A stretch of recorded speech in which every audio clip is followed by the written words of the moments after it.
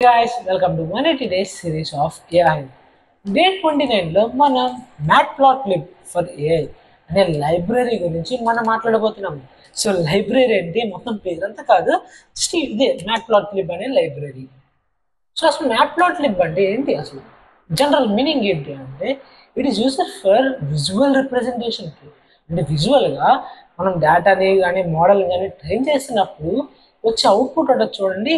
So వచ్చే output like for data analysis అనుకుందాము, or else ఇంకా యాక్యురసీ ఫైండ్ చేయడానికి, లేదంటే లాస్ ఫంక్షన్ ఫైండ్ చేయడానికి మనకి విజువల్ రిప్రజెంట్ అంటే ఇంకా సింపుల్గా అర్థమవుతుంది.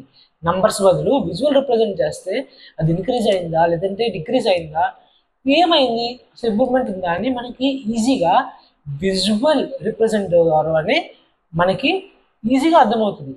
సో జనరల్గా మన దగ్గర ఉన్న అంటే మొత్తం టైప్స్ ఆఫ్ గ్రాఫ్స్ చేయలేదు, జస్ట్ 3 టైప్స్ చేస్తాను. మీకు అందరూ తెలిసింది అంటే తెలిసిన గ్రాఫ్స్ వేస్తాను. Line graph, bar graph, pie chart.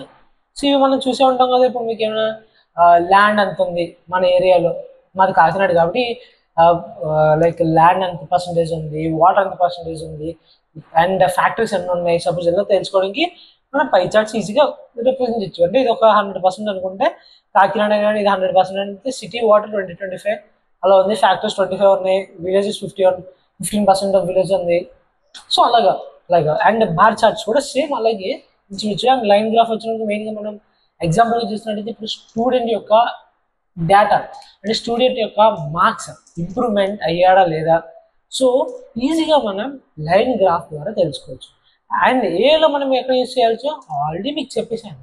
For using loss ఫంక్షన్కి అండ్ యాక్యురసీ గురించి మనం గ్రాఫ్స్ అనేవి విజువల్ రిప్రజెంటేషన్ కోసం యూజ్ చేస్తాం అన్నమాట. ఏఐలో మెయినెస్ట్ టాపిక్ ఏదంటే విజువల్ రిప్రజెంటేషన్. సో ఏ స్టూడెంట్ అయినా, ఏ కస్టమర్ అయినా, ఏ క్లయింట్ అయినా సరే విజువల్ రిప్రజెంటేషన్కే ఎక్కువ అట్రాక్ట్ అయ్యి ఈజీగా అర్థమయ్యేలాగా చూసుకుంటాడు అనమాట. So this is about మ్యాట్ప్లాట్లిబ్.